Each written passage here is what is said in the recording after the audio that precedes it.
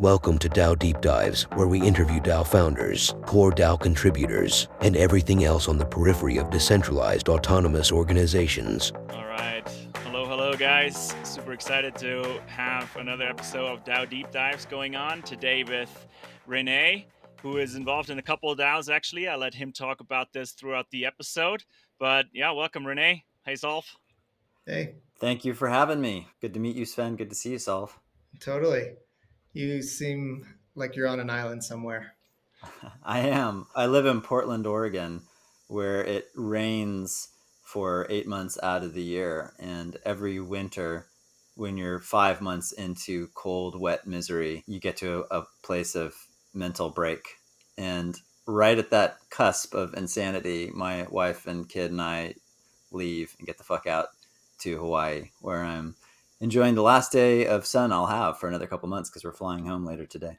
I'm excited to have you on the show. We've met and hung out before, and you're just incredibly brilliant. And I really enjoy being around you and getting to talk to you. So today, I know that you're involved with Artizen DAO, and you're also involved with Free Ross DAO. And I think the Free Ross DAO, the whole concept of it, you have a more personal connection with than most. So if we can kick things off just by looking briefly at Free Ross DAO, maybe your relationship to that DAO and beyond, that would be great before getting to Artisan. Yeah, happy to. So the Free Ross DAO was created in like October, November, December of 2021 to support and advocate for the freedom of Ross Ulbricht, who was convicted of starting and running the Silk Road, and which was the first real world application of Bitcoin. It used Bitcoin and Tor to create an anonymous marketplace where consenting adults could sell anything. The vast majority of what was sold was weed, though other things were sold like heroin and other narcotics. Firearms were not sold, contrary to popular belief, because they had one mandate, which is you can sell anything, provided it can't be used to hurt a third party. Anyways, he got arrested 2013 and then really railroaded by the government. They had this allegation of murder for hire, which is total bullshit. He was never charged or prosecuted for any of that. They did it purely as a smear campaign because what Ross was building was incredibly, and still is, incredibly threatening to the United States government. The idea of people being able to conduct commerce without the government having a say or getting their cut is really strikes at the heart of their power base. And so people like Chuck Schumer put their thumb on the scales of justice, and he was not given a fair day in court. Every time he presented any kind of potentially exculpatory evidence or trying to call witnesses that could create a shadow of a doubt that maybe he didn't do all of these things, they all got shot down. And so his sentence was a foregone conclusion, but the severity was shocking. 2 life sentences without the chance of parole for essentially creating a website that in many regards made drugs safer because you could have reviews. And if somebody sold you something that wasn't as advertised, you could give them a bad review. And so when you were buying things like psychedelics or weed, you could actually read all the reviews that people have left and know, okay, this is a trustworthy buyer. I'm going to get what I'm paying for. Anyways, Ross is also an artist, and he also happens to be one of my best friends. We grew up together and we lived together a year before and leading up to his arrest. So yeah, very close. He's one of the most brilliant, kind-hearted people you will ever meet. There is truly no one else like him. He was the least judgmental person I ever met. He accepted literally everyone that came across his path. And yeah, no one else quite like him. Yeah, also an artist. So from prison, he'd been making art. And some supporters, people like Pleaser DAO and Trippy was instrumental in this, who's this interesting character in the Web3 space. Solv and I actually met at an event that he was hosting in Miami. He really spearheaded this idea of doing Ross's Genesis NFT. And it did well. It raised $12 million. Half of that money went directly to Ross's family trust, which pays for their lawyers. And they hired lobbyists and lawyers to help with the efforts to get Ross clemency. And then the DAO, the intention of it that was formed around this selling of the artwork was to help advocate for Ross's freedom in whichever way we could. And I was not intending to be super involved in the DAO, but after the sale happened, there wasn't really anybody else that had that personal connection to Ross and was part of sort of the Web3 ecosystem. And so I stuck around and tried my best to keep the train on the rails. You're like the perfect candidate for it. So it makes perfect sense. You have a background in DAOs and you have a personal relationship that's significant with Ross. Really, I'm grateful that you're there. And I'm grateful on a personal level because I actually think about Ross a lot. And he was my introduction to Bitcoin back in 2011. And for me, that was just so extraordinarily significant. And you talk about him and like, I feel emotional over it, even though I don't have that personal connection. And I think I share that with several others in the space, both the emotional feelings and also the introduction to Bitcoin. Yeah, he's a hero to me. And I hope what is happening at Free Ross makes the difference that we need to Free Ross.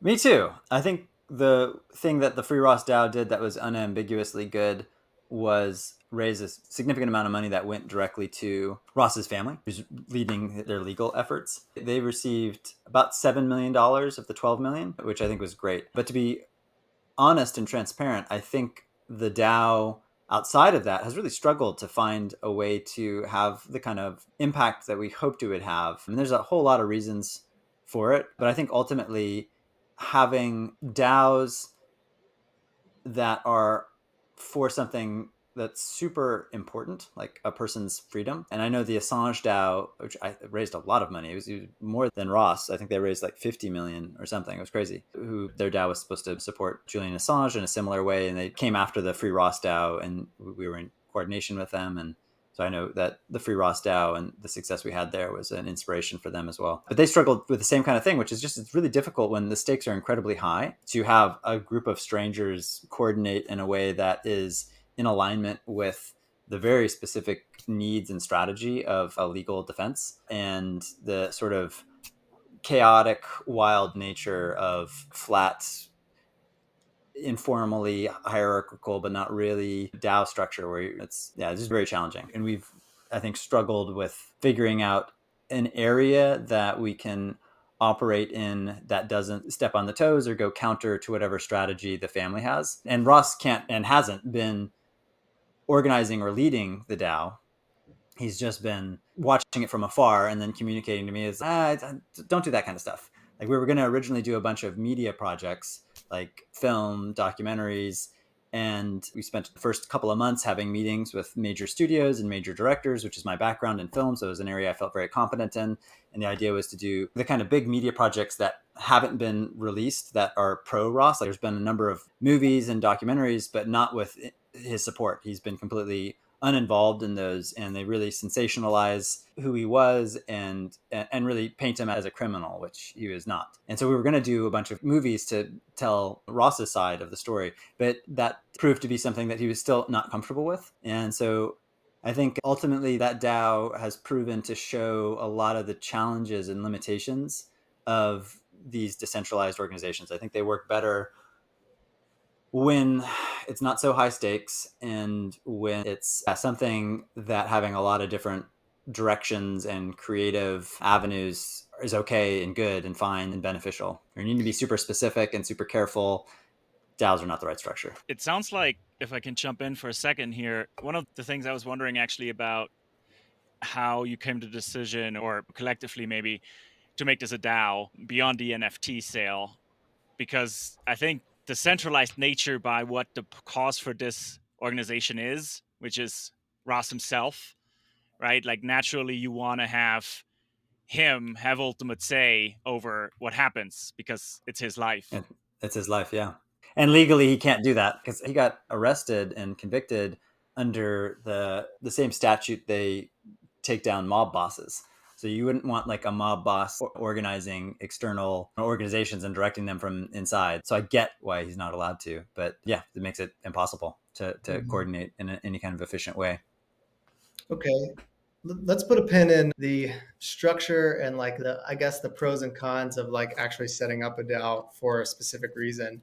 And just segue to a question that we ask all of our guests, which is what is a DAO? And not what is a DAO like the definition, but really your interpretation and based on your perspective from being involved in DAOs for so long, you've probably been able to boil things down to a specific point that's very unique to yourself. So just maybe elaborate on what is a DAO to you? Yeah, the definition that a lot of people use, and probably you've already heard on the show, is a shared bank account, which I think is part of it for sure. And I think it's a good framework for people that don't know that much about DAOs to think about it as, oh, yeah, it's a way for a group of people to share a resource like money and then decide how to allocate that resource. But I think that the shared bank account metaphor falls apart in that you typically just think of money, right? But it really is, it's like the metaphor holds if you imagine a shared bank account that can store any kind of value, like human resources or whatever. Because really, yeah, it's like, how do you pool resources of some kind, whether that's your time, whether that's money, whether that's NFTs, whether that's anything that is of value to people, and then decide how to allocate that value. Like, what actions should you take, whether it's just like decisions of like your time or other people's time, or what things you should put money behind. So I think that's what a DAO is, and what makes it special from other types of organizations is that it's on chain, and that even if you don't have a governance structure in place, if you're using Gnosis Safe, which is basically the backbone of all DAOs that I know of, which is the most popular multi-signer safe. You could use anyone, but the Gnosis Safe seems to be what everyone uses. That has governance baked in just by the fact that have voting power. And so people can put a transaction up and people can vote or not vote on it. But really, it just gets more complex from there in terms of what processes, informal or formal, on-chain or off-chain, do you set up so that group of people can come to a decision. Yeah, so those definitions are really interesting to us because you get quite different interpretations, right?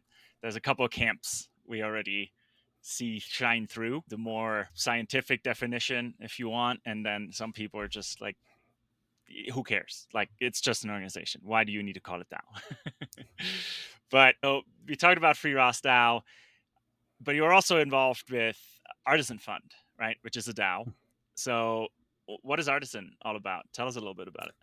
Yeah, at Artisan, our mission is to unlock human creativity. And the way we want to do that is by inventing new ways to fund artists, scientists, builders, coders, makers of all kinds. And traditionally, what we've explored is ways of reinventing grant funding and cash prizes. And the way that we do that is by, how are we different from a traditional grant or a traditional cash prize for creators, is that all of our awards are funded and curated by the community.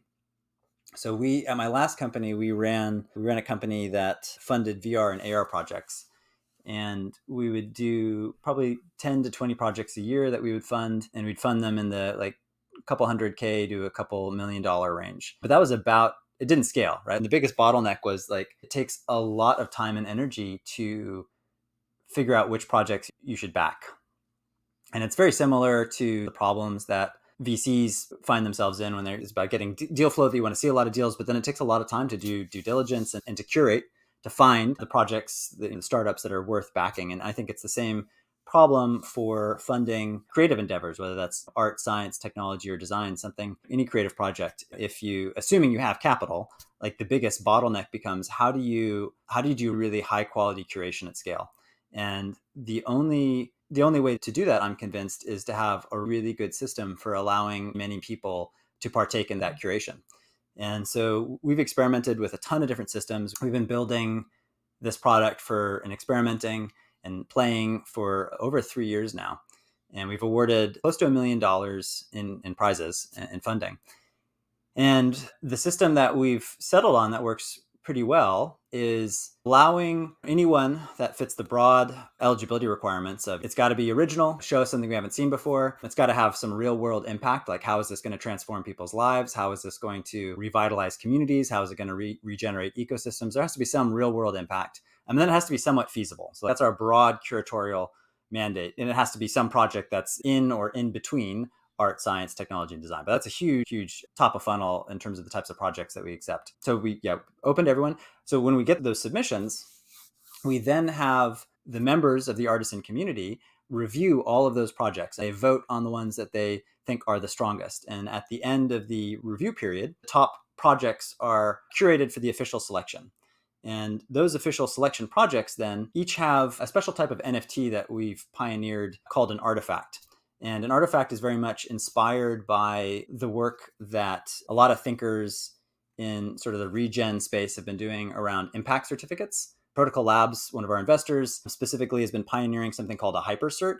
But essentially, it's a type of NFT that aims to capture claims that a project makes to having done positive impact in the world. So it's metadata that says, I'm planning to, my project is an AI safety project, and I plan to have these positive outcomes because of this research project that I'm doing. Anyways, that's all encapsulated in the metadata. But for us, that's like the impact certificate hypercert realm is really focused on the metadata. And for us, we wanted to have that, but really make the image and video something that encapsulates the essence of the project. Because we come from the arts, we think this is a great way to have these artifacts that each project that's in our official selection sells. We want these artifacts to be standalone art objects that really capture the inspiration behind the bigger project. And so each of these projects that are in competition has one artifact that they sell as an open edition throughout the course of a season.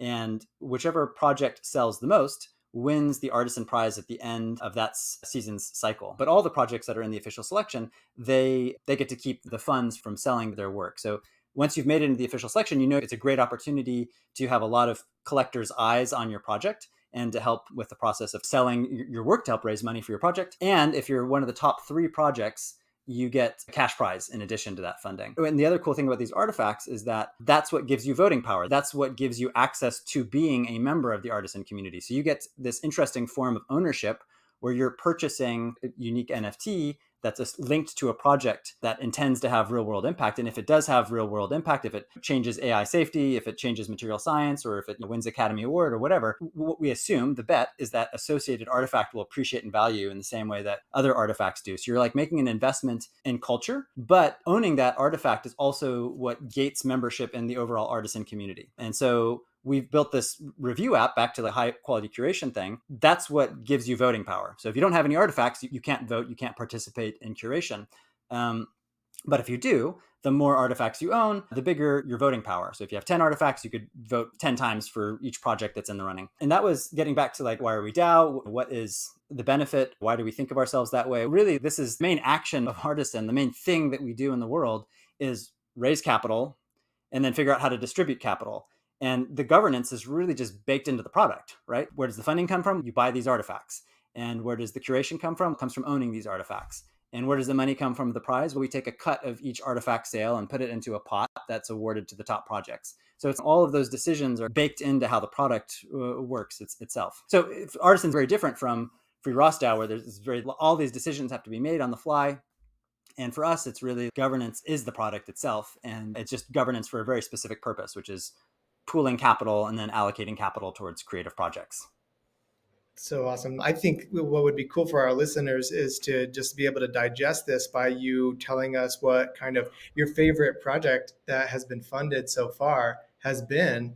Yeah, totally. We've been funding projects as we've experimented over the last 3 years. So what I just presented to you is the latest version, but we've gone through many versions. We started actually in the Web2 space. The heart was always in this community funded, community curated thing. So one of my favorite projects is one that we funded toward the beginning of this exploration, which is an interesting point because most of the projects that we're funding are ambitious projects, again, that want to have real world impact, which is different than a lot of NFTs, which are just self-contained. Here's a cool thing, buy it if you want it. Whereas we're saying, no, we want creators that have big ambition, that want to produce things that take sometimes years to come to fruition. We want to fund those types of projects. So the NFTs, the artifacts are just, you can sell many of them throughout the course of your project's life cycle. It's just a way of raising capital for the bigger thing. Yeah, one of the projects we funded 2 years ago, was something called Evolver, which was executive produced by Terrence Malick, which is this legendary filmmaker, Academy Award nominated for a couple of different movies. Tree of Life is one of my favorite films of his, New World,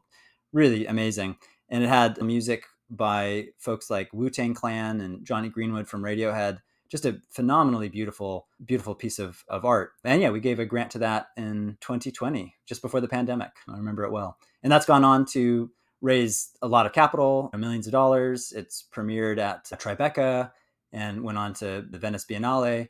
So tons of cultural events, festivals, and it's still in production to be done as like a traveling exhibition. Basic concept is you get to experience what it feels like to die and to get absorbed by the Earth's soil and into the mycelium network that feeds a forest's ecosystem. So it's a virtual reality experience. It's a full body immersion experience. You lay down in a forest and you sink into the ground, and then you see your energy merge with the energy of the forest around you. Really phenomenally beautiful. And and I think that's a good example of the type of projects we've funded to date. It's definitely been on like the tech art spectrum. Like almost all of them have fallen on that realm. We want to try to appeal, so people listening to this, to creators that are from every background. So we definitely want to find more people coming from an academic science background. We want to find people that are doing things that maybe feel like more like a tech startup, but maybe a weird tech startup that traditional investors wouldn't be interested in. That's the kind of stuff that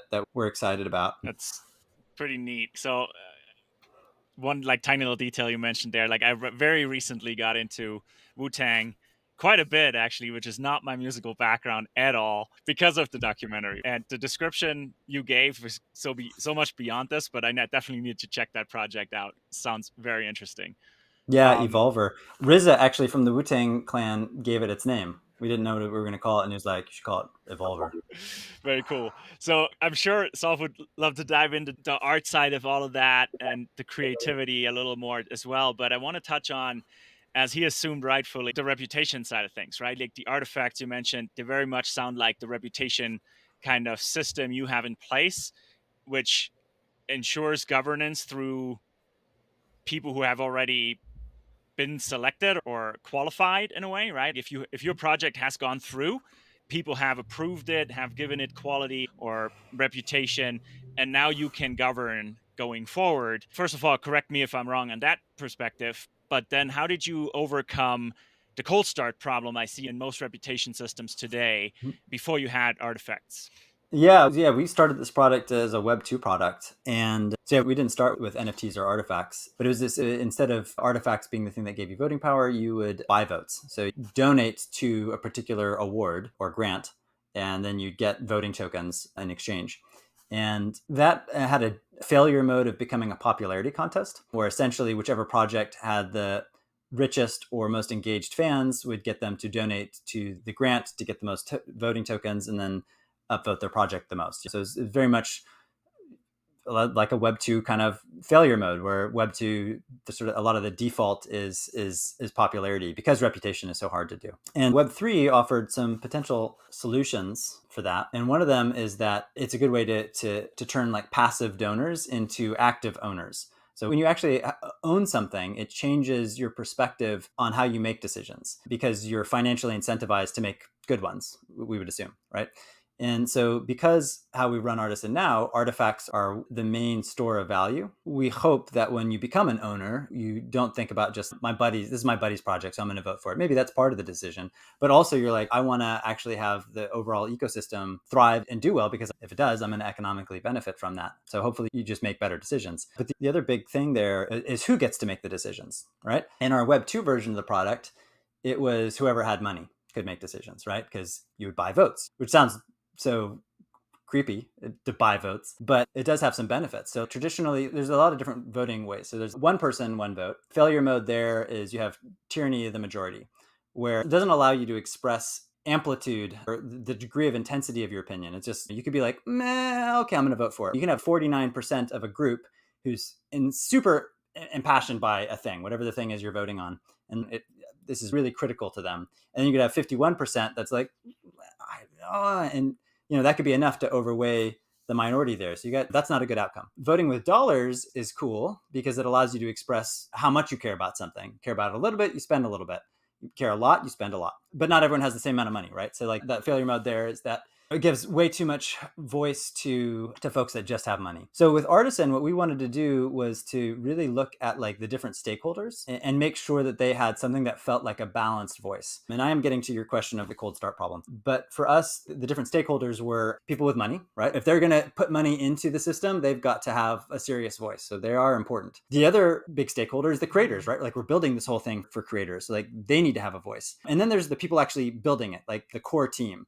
We need to have a voice. Like those are the three main stakeholders. So for us, one of the really cool things that's been unlocked recently in the product is this idea of 1155s and open editions. So our artifacts are 1155s, which means that minting many of them is affordable, right?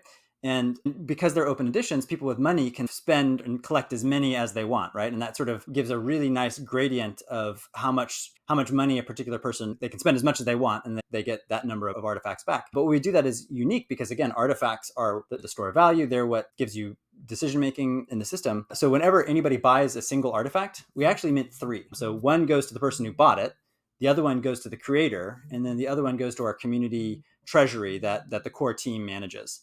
And so that does a really good job of, whenever there's more money flowing into the system, we're splitting that decision-making power between the 3 main stakeholders. And so the cold start problem we got over by having our store of artifacts. Whenever people were buying artifacts, we would get some and we would airdrop those to friends who were respected, essentially. Regarded creators, regarded builders by us and other people, our investors, our advisors. And that ensured that from day one, we had really high quality decisions being made because they were with people who we knew. Some of them are like one of our advisors runs curation at the Tribeca Film Festival. So it's like, these are people that like do it professionally, as well as are sort of leaders in their field. So that helped us when we were small, ensure that as we onboarded random people, that even if somebody completely came in that we would normally not consider to have great taste or good sensibilities, it was balanced out by 2 other parties that we knew had good sensibilities, good taste, good instincts, the creators themselves and the core team and the people we chose to airdrop artifacts to. And I think it's a super smart way to bring in IRL reputation. We know we have trust in the real world with people who we know over an extended period of time, who have done things, we have witnessed doing things, and that is their reputation. So I love that you just lean in on that side. Like, we all believe in decentralization, but just trusting the people, especially in the early days, to make good decisions and follow through on their proposals, and then bringing in other smart people in and giving them a piece of that voting power or governance. And that was another thing to tie it back to the free Ross DAO, is that it was very much like Pleaser DAO did an amazing job of setting it up, but they're kind of like Johnny Appleseed. They go through and they're like, we're going to pay all our attention to this one thing. We're going to get off the ground, and then we're going to set that ship a sail and see if it sinks or not. And so, and that was like, I was on the boat and I was like, fuck, there's no one else around. I guess I got to stay on the boat for a bit. There's and many communities like that, I think, where it feels like that. But it was just whoever the fuck showed up. And I tried to do my best to encourage the people that seemed like they had the most skill. And I think the people that are there are all super well-intentioned, and they all have good hearts and definitely have talent. That's so much different, though, than the kind of slow piece by piece building of a team in a community when it's very much centralized and you're like, no, I'm not going to do this with just anybody. I'm going to do this with, like, even of my own friends, there's only a small subset that I would choose to build this with. It's very selective. So polar opposite.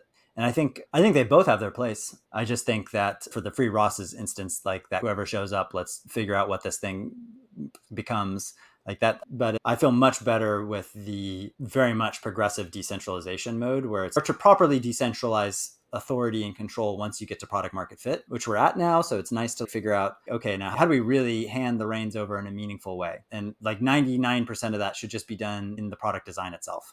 Like, again, I think the products that build well in this space will be the ones that that all that governance stuff, which kind of sucks. Nobody likes doing governance. Like, that stuff shouldn't be the purpose. That should be like avoided at all cost, and only for really major big things that someone should tune in and be like, okay, I guess I'll make a decision about this. Like 99% of it should just be the design of the product itself, and how people interact with it is how they express their governance. And by being a stakeholder, you care about what actions you start taking, how you engage with the platform. Anyways, I think that's a better way to do it. At least that's the way that we're doing it with Artizen. That's working. It's one of the main reasons most DAOs don't work, I think, is just that governance component and proposals, and not enough people showing up even to vote. That sort of thing is an issue. Going from governance to government, we end up talking a lot about legal structures on this show. What's the legal structure of Artizen, and why'd you choose that? And is anything else interesting to you and maybe on your radar that you could think about switching to? Yeah. I've incorporated companies and organizations in a lot of different places. We created a company in Estonia. I'm an e-resident of Estonia. They've got pretty crypto-friendly legislation, and you can do everything online once you get an e-residency card, which you can get at any consulate. This process costs some money, takes some time. So I did that. I also created a company in New Zealand, medium crypto-friendly, good online government, and it was a jurisdiction that I was thinking of potentially moving to. Ultimately, though, we went with a very vanilla Delaware C Corp in the good old United States. And the reason we did that was simply because when you're running anything, you want to minimize the surface area of innovation and education. And the vast majority of investors are familiar with a Delaware C Corp. It's the preferred angel VC investment vehicle, and it just doesn't raise any eyebrows. So we incorporated there, and you do need some legal tether to the real world still for most things, to open a bank account, et cetera, et cetera. A lot of services require that, not all, a lot. And so both for investor reasons and for navigating traditional legal structures, we needed a legal entity.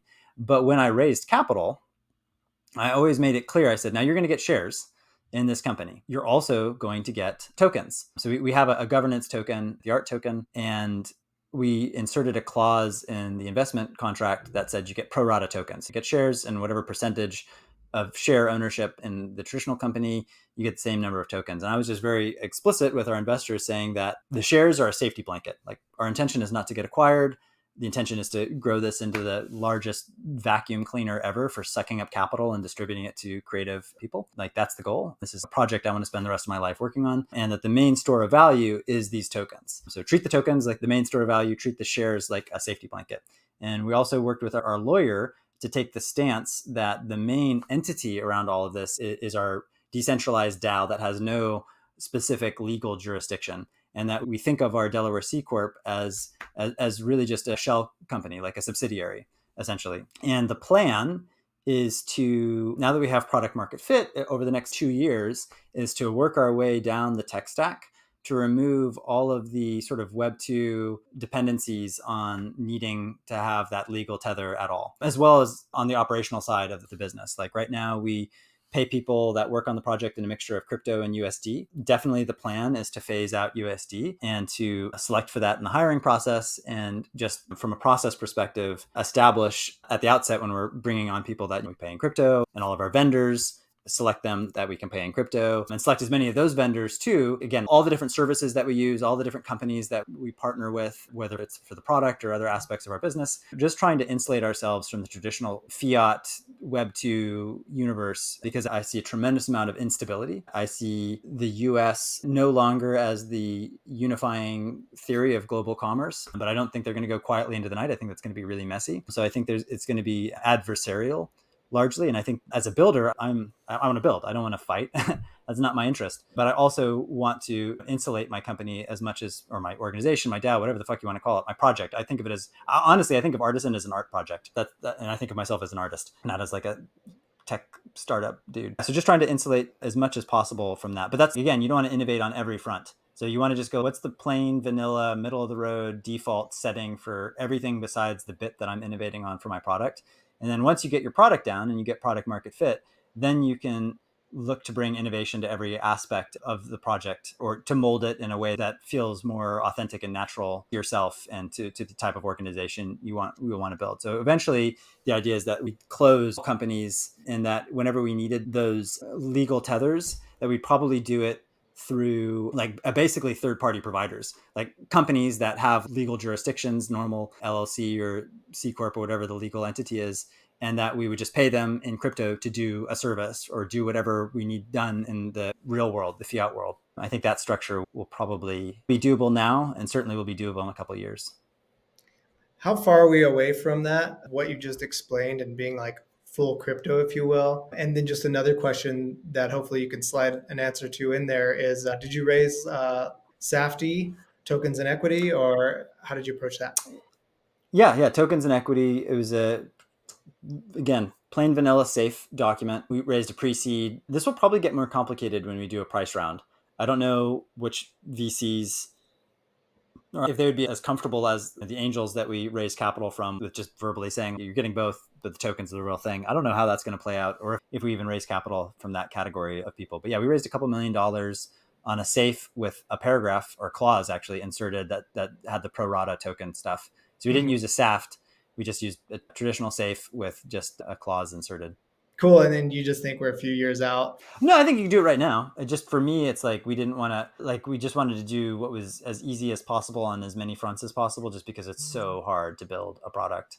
It's so hard. It took us so much more time and so much more money than we thought it would. And part of that was just that we tried to be too innovative on too many fronts, and that we spent 7 months and an embarrassing amount of money trying to make our product work for like Web 2 normies and Web 3 people.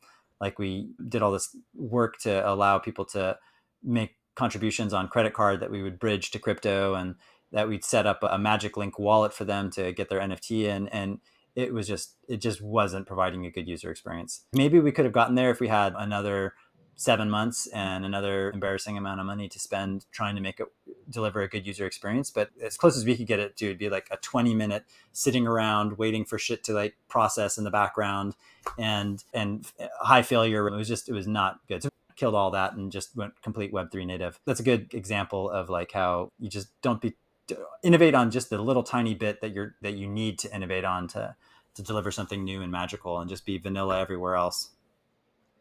I suppose you're fairly limited to the response you could give to this question, but how's it been working with Protocol Labs? That's awesome. That's a great name. Oh, dude, they're amazing. Yeah, Juan Benet is an investor as an angel, and then Protocol Labs as an institution. Protocol Labs, for those who don't know, they're like a research center almost. Or like Consensus, like in that they've spun out a number of different products, and one of the products is the interplanetary file system, which like every NFT uses. And then they also did Filecoin, decentralized storage, and making that programmable as their main wheelhouse. But they also care tremendously about using Web3 to do real good in the world. Like, they've a conference called Funding the Commons, which is all about new funding mechanisms for funding public goods. And I definitely see Artizen fitting into that ecosystem, fulfilling that role. So just a tremendous group of people, great product, great suite of products. Can't say enough nice things about them. Yeah, I can only agree with that, actually. Fun anecdote on the side here. I was in Davos for the World Economic Forum, not at the World Economic Forum, because you need to be like head of state to go there and spend 30 grand on a ticket, I think. But the 600 side events, quite a few of them crypto. Filecoin, the Filecoin location was my favorite. They turned this old historic church into this amazing crypto event. And the best part was Bobby Axelrod from the TV show Billions showed up and just played a guitar, and it's just so fun. What? I didn't know about that. But Juan and their team, they care about finding unique locations, which I always appreciate. Doing events is cool, 90% of it is just getting the right location. It is, having the right vibe. I can't even believe how often I referenced this, but it really left such an impression. And the WEF, it's a bit ridiculous, right? Like, for this 1 week, money you throw out and just like transforming these storefronts is absurd. Yeah. But of course, I get it from a branding perspective. Anyway, that's just side anecdote here. All of the talk about the funding rounds and how you fund Web3 projects or Web2 projects, turn Web3 projects, are super interesting. I think we could go probably an entire episode on this.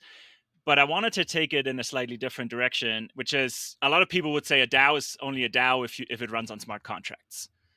What is the position of Artizen to that? How central are smart contracts to Artizen? Central for the purchasing of artifacts and voting, which is the main activity. So very central on that front. But they're also central to our Gnosis Safe, but those aren't our smart contracts. But yeah, so how we pool capital and allocate capital, that's all very smart contracty. But everything else is basically a Web2 product. And again, that was like because we wanted to minimize the scope of innovation, minimize the areas of risk. But now, like, I had a great call earlier today with someone who's building a really good live streaming solution for video. That's Live Peer is what it's called. And so that's an example of the type of conversations we're going to be having a lot over the next couple of years, which is like, piece by piece, we want to replace all of our Web2 infrastructure, or as much of it as possible. And largely, that's not ideological. Part of it is, for sure. But I think it's just about insulating from vectors of attack, right? I think it's not for sure, but it definitely seems like a lot of jurisdictions are going to be very hostile towards crypto projects and already are. And so you just want to minimize the surface area of attack and have as few choke points as possible, like just looking at it. And again, we learned that by building the first version of this on Stripe and then having them cancel our account. And like, that was like informative. It was like, oh shit, okay. We had spent almost 8 months, maybe closer to 10, building this product where Stripe was really the heart of it, right? That's how we took all the money and paid it out to people. And then waking up one day and having them email us and saying, hey, we're shutting your account down. And you're like, that's my whole fucking product. We're processing thousands and thousands of dollars on this every single day. And now you're just unilaterally shutting us off. Okay, got it. Was that because of your exposure to crypto? I think they do ask you that when you sign up these days, right? It was credit card chargebacks. It was partly our fault in that we had a crummy design at the time where we did a winner take all system where people would donate to an award. They'd get voting tokens to vote for their favorite projects, but all that money got pooled and then awarded to just whatever the top ranked project was. So if you contributed $1,000 to help your buddy climb the leaderboard, but he came in second with their project, or she came in second, then you'd feel burned, right? So it wasn't even that many. It was like we had 20 chargebacks or something like that. And that was enough to trigger some internal system where Stripe was like, you're done. So again, like that was the moment we'd been thinking about moving to Web3, but we'd been planning on doing it gradually. And in some ways we still are, but we were like, okay, the heart of our product, which is accepting payments and paying out money, and the decision apparatus for deciding who gets money, that all needs to be done in crypto. That all needs to be done in a way that we can't be canceled, we can't be deplatformed, we can't be killed, if that's the core of the product. A lot of other service providers, like all the images that we serve and the videos, those are still Web2 infrastructure. So there's a lot of ways that our product could still break if people canceled our services or whatever, but that would be relatively trivial to replace as opposed to the heart of a product like ours, which was, again, accepting payments and then doing payouts. Yeah, I think from a entrepreneurial perspective, you're saying very right things. I know too many entrepreneurs who are not living that, do what makes sense for your business right now. And you can certainly have an idealistic goal in mind and work toward that and have all your stakeholders hopefully be a part of that decision-making process dynamically over time.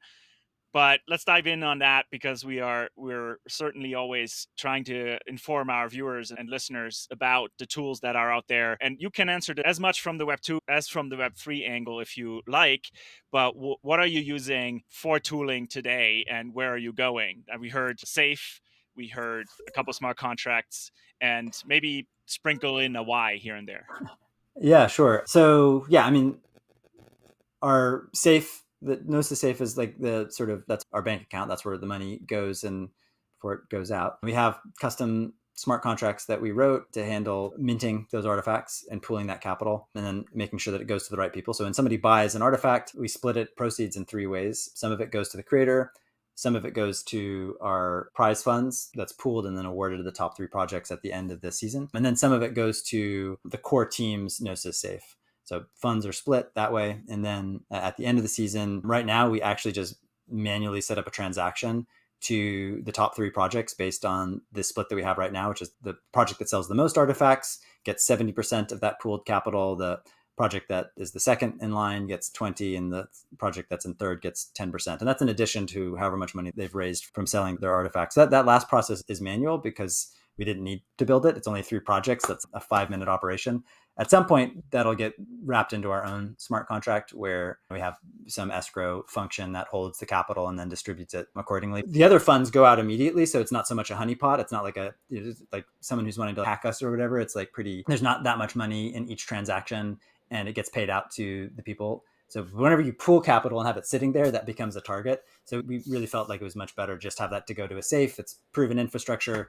And then for us to manually do a sanity check at the end of the season. Was there any funny business? Okay, no, then we just set up 3 transactions to those top 3 projects. So anyways, that's the smart contract side. I guess the other thing is that I'm excited about this. Nobody knows yet, but we're killing Discord. We've invested a good amount of time to our community there, but it's the thing that we realized that wasn't right about it is that for us, just joining our Discord doesn't make you part of the artisan community. Like, to be part of the artisan community, you have to own an artifact. You have to be an actual owner.